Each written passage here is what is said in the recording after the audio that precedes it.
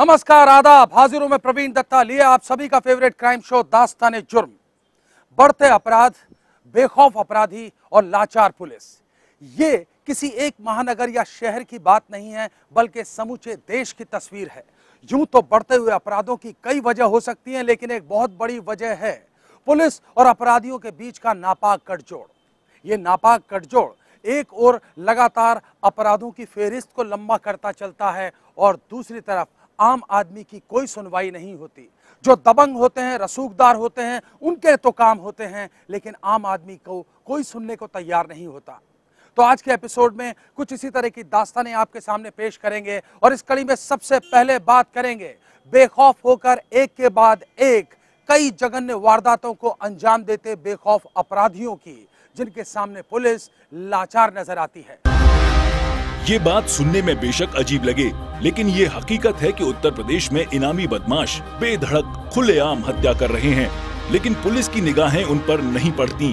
बागपत जिले के गांगनाली गांव में कुछ ऐसा ही हुआ, जहां इनामी बदमाश ने उस शख्स की गोली मारकर हत्या कर दी, जिसकी सुरक्षा के लिए प्रशासन ने हथियारबंद गार्ड और पीएसी तैनात कर रखी थी। इनके परिवार की रंजिश चल रही है एक अपराधी से, और उसमें पहले भी परिवार के लोगों की हत्या की थी।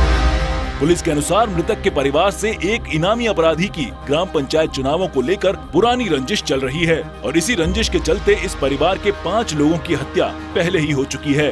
उस दिन मृतक बिना बताए अकेला गांव से बाहर निकल गया था। तभी रास्ते में एक मोटरसाइकिल पर आए 2 वर्दीधारी युवकों ने उस पर दनादन गोली दागकर उसे मौत की नींद सुला दिया। पुलिस ने तो पूरी ढिलाई दे रखी न, जितनी भी है यहीं को घूम रहे, कोई पुलिस की कोई सख्ताई नहीं।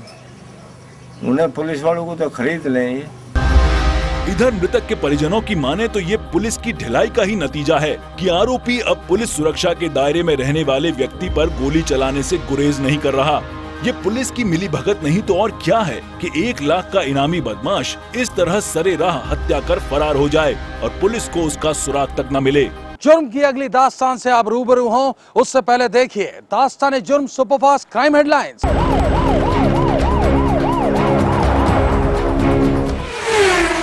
रांची की national shooter Tara Sahdev case में हुआ खुलासा। तारा के गिरफ्तार पति रंजीत सिंह कोहली की मां थी मुस्लिम। शादी के बाद उसने कबूल किया था हिंदू धर्म। रंजीत कोहली उर्फ रकीबुल हसन करता था इस्लाम धर्म का पालन, लेकिन उसने नहीं किया था इस्लाम धर्म कबूल। झारखंड और दिल्ली पुलिस ने कोहली को दिल्ली के द्वारका इलाके से कल देर रात किया था गिरफ्तार। गौरतलब है कि तारा ने अपने पति पर जबरदस्ती धर्म परिवर्तन करने के लिए दबाव डालने का लगाया है आरोप। मॉडल रेप केस के आरोपी डीआईजी पारसकर को महाराष्ट्र सरकार ने किया सस्पेंड। आरोपी पारसकर को विशेष अदालत पहले ही दे चुकी है अग्रिम जमानत। गौरतलब है कि मुंबई पुलिस के डीआईजी पारसकर पर एक मॉडल ने लगाया था आरोप। दिसंबर 2013 में 2 मौकों पर पारसकर ने किया था उसके साथ छेड़छाड़ और दुष्कर्म।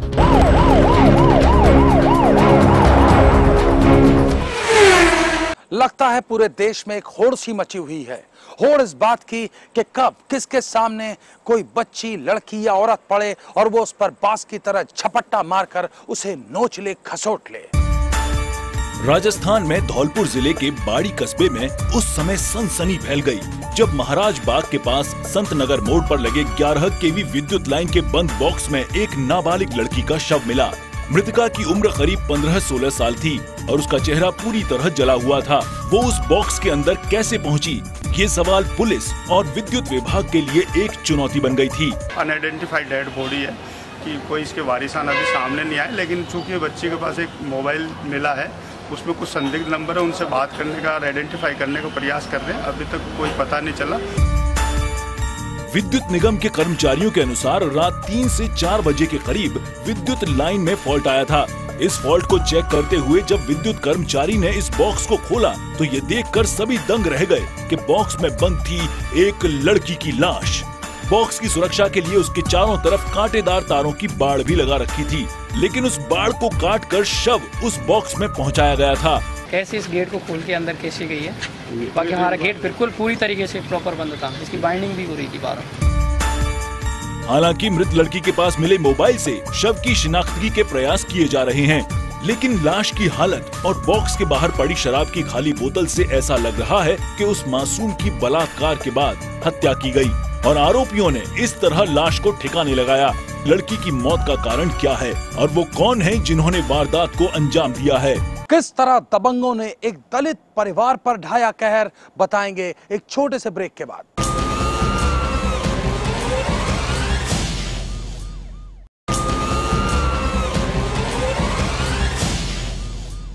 पुलिस के लगातार अप्रभावी होने और अपराधों के ग्राफ पर लगाम न लगने का कारण जब कभी मैं तसल्ली से सोचता हूं तो एक बहुत बड़ा कारण जो मेरे दिमाग में आता है वो है खुद पुलिस एक्ट।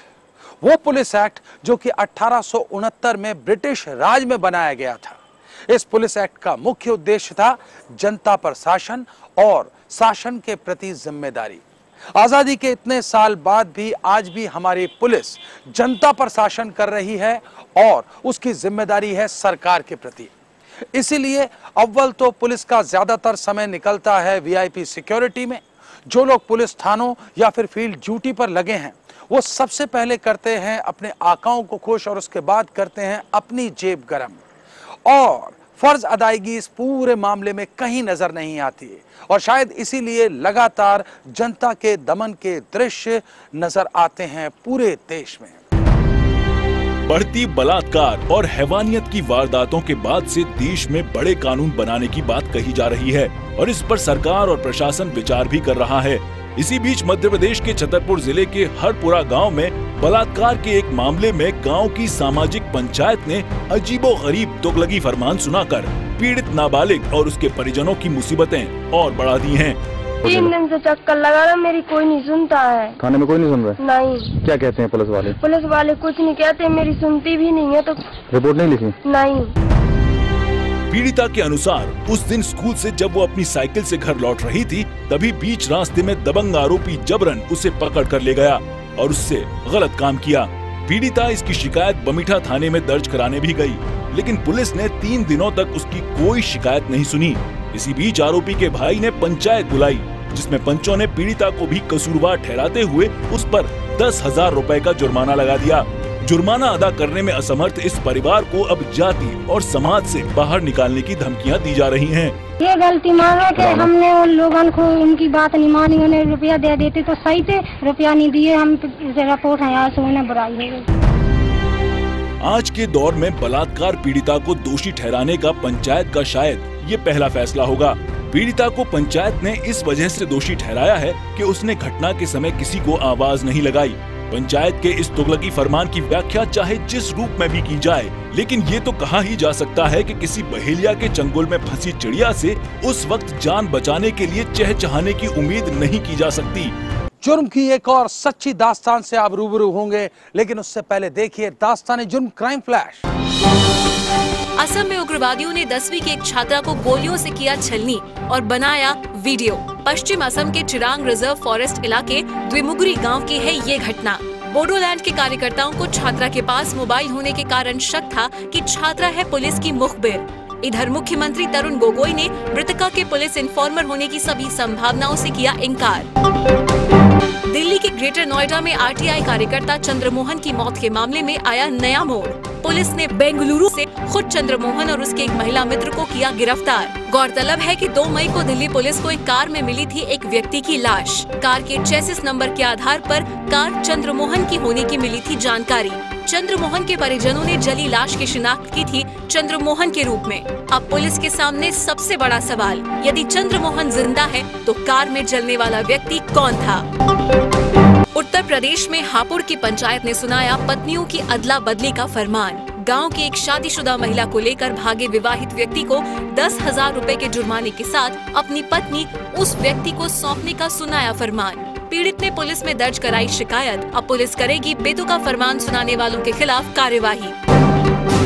और अब जो जुर्म की दास्तान हम आपको दिखाने वाले हैं वो एक ऐसी कड़वी हकीकत है जिससे हम सभी वाकिफ हैं, लेकिन फिर भी हम ये जुर्म की दास्तान आपको इसलिए दिखा रहे हैं ताकि समाज के वो पैरोकार जो कि दावा करते नहीं थकते कि स्थिति में सुधार हो रहा है, वो सतर्क हो जाएं, वो सजग हो जाएं और अपनी गलती को सुधारें और वाकई समाज सुधार की बात तब करें जबकि सुधार हो।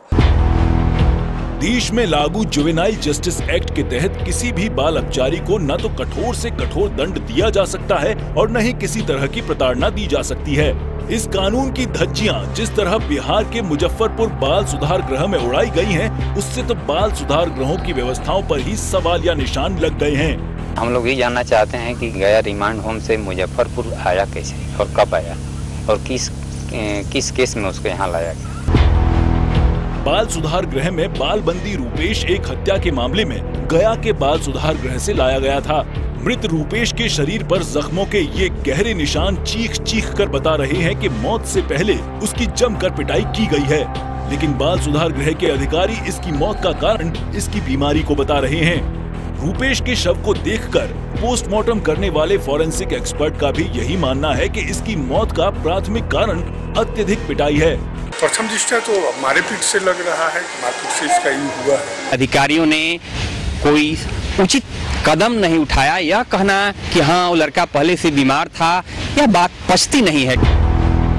घटना की जानकारी मिलने पर मानवाधिकार संस्था PUCL ने भी मामले की जांच कराई और ये जांच भी इसी ओर इशारा कर रही है कि रूपेश की मौत बीमारी से नहीं बल्कि उसकी हत्या किसी साजिश के तहत की गई है। इसकी जानकारी रूपेश के परिजनों तक को नहीं दी गई।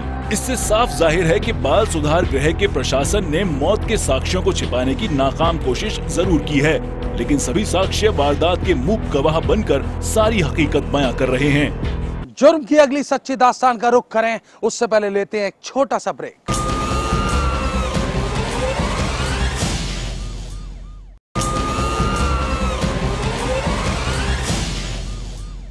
मेरा ऐसा मानना है कि ज्यादातर मामलों में पुलिस केसेस को गंभीरता से नहीं लेती, इन्वेस्टिगेशन के जो बेसिक तरीके हैं उनको इस्तेमाल नहीं करती और इसीलिए केसेस अनसुलझे रह जाते हैं।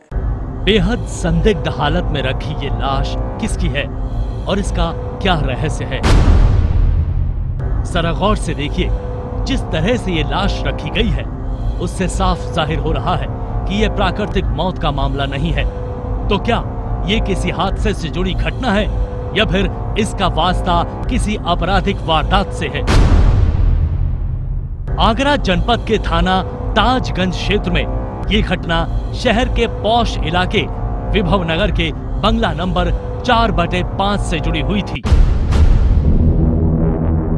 ये मकान शहर के बड़े कारोबारी का था, इस वजह से मामला और भी सुर्खियों में आ गया था। इस मकान में 25 जून सन 2014 को हिमानी बब्बर नाम की एक महिला की लाश पाई जाती है। हिमानी इस घर में बहू थी और महज 1.5 साल पहले ही शादी के बाद यहाँ आई थी। उसकी मौत से ऐसा लग रहा था कि मानो इस परिवार की खुशियों को किसी की बुरी नजर लग गई हो। मेरठ के जाने माने सराफा व्यवसायी की बेटी हिमानी की शादी 31 जनवरी सन 2013 को आगरा के प्रतिष्ठित व्यवसायी परिवार में मुकुल महाजन से हुई थी। मुकुल की स्पोर्ट्स शूज की फैक्ट्री थी और दोनों की नई जिंदगी बेहद खुशहाल तरीके से गुजर रही थी। लेकिन 25 जून सन 2014 के घटनाक्रम ने इस पूरे मामले को बेहद उलझा दिया था। हिमानी की मौत इसलिए भी कई सवाल खड़े कर रही थी क्योंकि जब पुलिस उसके ससुराल पहुंची तो पहली नजर में लाश को देखने के बाद वो भी शंकाओं से घिर गई। निरीक्षण के दौरान हिमानी का जिस्म पूरी तरह से नीला पाया गया था। इसके अलावा शरीर के कुछ हिस्सों पर चोट के भी निशान थे। हिमानी की लाश उसके साथ कुछ संदेहजनक घटना होने की ओर इशारा कर रही थी। हालांकि पुलिस की जानकारी में सामने आता है कि हिमानी की तबीयत 24 जून 2014 की रात को अचानक बिगड़ गई और फिर उसकी मौत हो गई। लेकिन क्या वास्तव में हिमानी की मौत का यही पूरा सच था? क्योंकि उसके मायके वाले इस पर शक जता रहे थे। मामले की असलियत सामने लाने के लिए पुलिस लाश को पोस्टमार्टम के लिए भेजती है। वहीं मायके पक्ष की तहरीर पर हिमानी के पति मुकुल महाजन, सास सुदर्शन, ससुर महेंद्र महाजन, जेठ अतुल महाजन और जेठानी रोमी के खिलाफ IPC की धारा 498A, 304B और 3/4 दहेज उत्पीड़न एक्ट के तहत मुकदमा अपराध संख्या 502/2014 दर्ज किया जाता है। पुलिस एफआईआर के आधार पर नामजद लोगों को पूछताछ के लिए हिरासत में भी लेती है, लेकिन बाद में उन्हें छोड़ दिया जाता है। वहीं पड़ताल के दौरान सामने आता है कि हिमानी के परिजनों ने उसकी शादी पर बड़ी रकम खर्च की थी। जांच के दौरान ये तथ्य भी सामने आते हैं कि शादी के कुछ समय बाद से मुकुल और हिमानी के रिश्तों में तल्खी आने लगी थी। दोनों के बीच की दूरियां हल पर गुजरने के साथ बढ़ती जा रही थी। मुकुल का अचानक बदला व्यवहार हिमानी को समझ में नहीं आ रहा था। हिमानी ने जब इसकी वजह जानने की कोशिश की तो मुकुल ने उसके मायके से 1 करोड़ रुपए मांगने को कहा।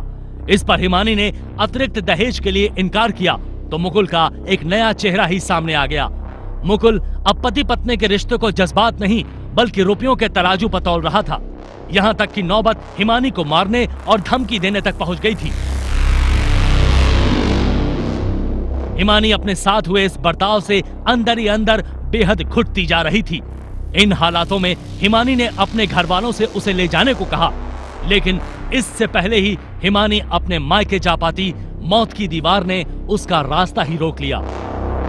हिमानी की जिंदगी के इस दर्दनाक अंत के बाद पुलिस की सारी तफ्तीश अब उसकी पोस्टमार्टम रिपोर्ट पर टिकी हुई थी, लेकिन जब रिपोर्ट आती है तो खाकी और भी उलझन में आ जाती है। दरअसल पोस्टमार्टम रिपोर्ट में हिमानी की मौत की कोई भी स्पष्ट वजह सामने नहीं आई थी। इस रिपोर्ट के बाद उसकी मौत की गुत्थी और भी उलझ गई थी। ऐसे में हिमानी का विसरा परीक्षण के लिए भेजा जाता है। हिमानी की मौत का पूरा सच जानने के लिए खाकी वर्दी विसरा रिपोर्ट का इंतजार भी कर रही थी, लेकिन अचानक एक ऐसा पहलू सामने आता है जिसकी किसी को भी कोई उम्मीद नहीं थी। आखिर इस केस में अब ऐसा क्या हो गया था? पुलिस सूत्रों के मुताबिक हिमानी का विसरा रिपोर्ट आने से पहले ही उसके मायके वाले ससुराल पक्ष पर लगाए सभी आरोप वापस ले लेते हैं और दोनों पक्षों में आपसी समझौता हो जाता है। आखिर हिमानी के परिजनों ने अपने ही लगाए आरोपों को क्यों वापस लिया? क्या इसके पीछे उन पर किसी तरह का कोई दबाव था? अगर ऐसा था तो उन्होंने पुलिस को इसकी जानकारी क्यों नहीं दी? या फिर दोनों पक्षों ने किसी और वजह से समझौता कर लिया? हिमानी की मौत अभी भी अनसुलझी पहेली बनी हुई है। अजीबोगरीब बात यह है कि अब परिजन भी उसकी मौत की सच्चाई नहीं जानना चाहते, लेकिन कानूनी तौर पर खाकी अभी भी विसरा रिपोर्ट आने का इंतजार कर रही है ताकि इस रहस्यमय मौत से पर्दा उठ सके। इनमें जो मृत्यु का कारण है वो स्पष्ट न होने के कारण विसरा प्रिजर्व किया गया है और विसरा का परीक्षण के लिए भेजा गया है। परीक्षण उपरांत जो रिपोर्ट आएगी तदनुसार कार्रवाई किया जा रहा है। आखिर हिमानी की इस तरह हुई मौत के पीछे क्या वजह थी? क्या हिमानी की मौत किसी गंभीर बीमारी की वजह से हुई थी? अगर ऐसा था तो ससुराल वाले उसे अस्पताल क्यों नहीं ले गए? या फिर इस मौत के पीछे कोई छिपी हुई अलग ही वजह थी? अगर आप भी अपने आसपास घट रहे किसी अपराध को दास्ताने जुर्म में देखना चाहते हैं तो उठाइए अपना मोबाइल फोन, मैसेज बोर्ड पे जाइए, टाइप कीजिए DEJ स्पेस दीजिए, अपना और अपने शहर का नाम लिखकर भेज दीजिए 56000606 पर। अगर आपके पास हमारे लिए कोई भी प्रतिक्रिया है, सकारात्मक या नकारात्मक, आप हमें पत्र भी लिख सकते हैं। हमारा पता नोट कीजिए, दास्ताने जुर्म, ETV 5/96A, भवानी सिंह लेन, भवानी सिंह रोड, सी स्कीम, जयपुर। और अगर आप इंटरनेट इस्तेमाल करते हैं तो आप ट्विटर और फेसबुक के जरिए भी हमसे संपर्क स्थापित कर सकते हैं।